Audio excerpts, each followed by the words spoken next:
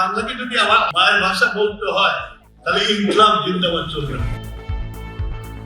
ভোর 6:08।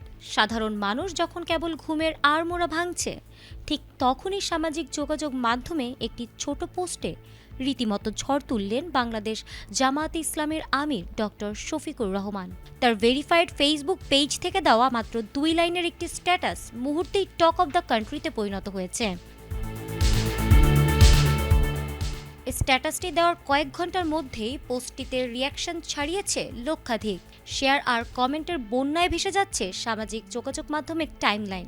স্ট্যাটাসে তিনি লিখেছেন, ইনশাআল্লাহ আগামী দিনের বাংলাদেশ হবে ইনসাফের বাংলাদেশ, ইনকিলাব জিন্দাবাদ।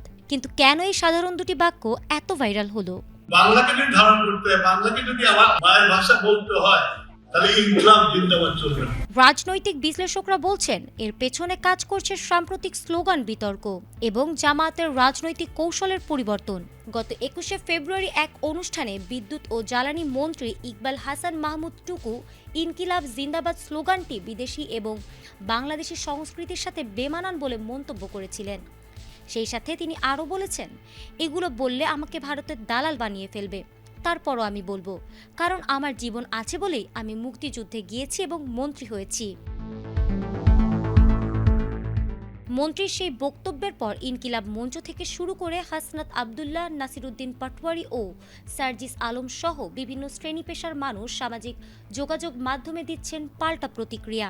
আর এর পরপরই এই প্রসঙ্গে সামাজিক যোগাযোগ মাধ্যমে বাংলাদেশ জামায়াতে ইসলামের আমির ডক্টর শফিকুর রহমানের দেওয়া একটি ছোট পোস্টে রীতিমতো ঝড় তুলেছে।